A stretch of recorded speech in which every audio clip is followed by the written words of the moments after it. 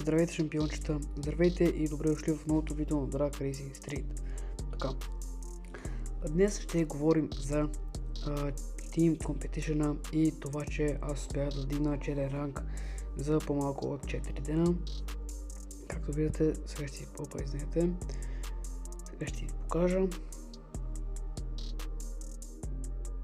Виждате челен ранг, да.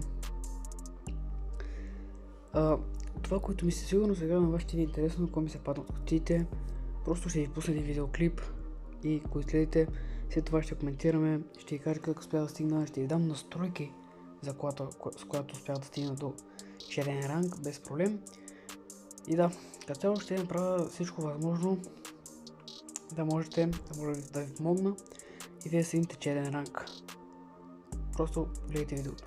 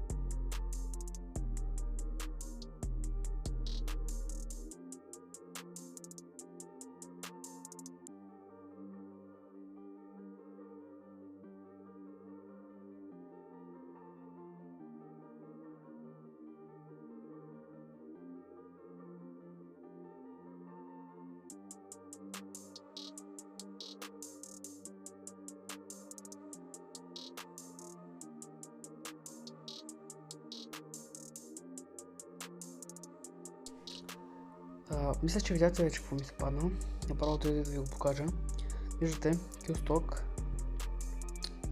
F Shelby GT350. То е топово за 100 и за двигателят му е топов. За момента просто и за окраса, но мисля да го правя сток след известно време. Портофиното скарах му двигател, продадох го и си купих малко гориво, защото ми трябва. Така.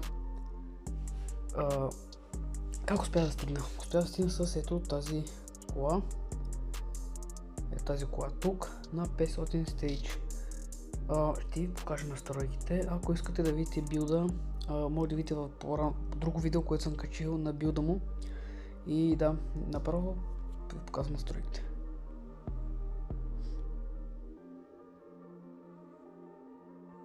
Виждате 4.1 степенна кутия, 6 степенна кутия.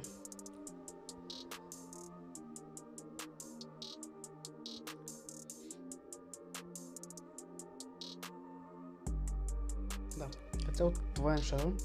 Така, човекът, който ми помогна да стигна този ранг, беше главно един мой приятел от моят отбор. Той се казва Метин. Ето, искам да му благодаря наистина много, защото ако не беше той, буквално това видео нямаше да съществува. Дойде с негова помощ, много искам да му благодаря за това, този жест, който направи. И се надявам някой ден да мога да му върна жест. Така, други хора, които ми помогнаха, бяха не знам точно как се казва този клан, затова да не се изложи, няма да казвам. Алекс Чо Пее и от същия клан на друго момче, Тони Илиев, да.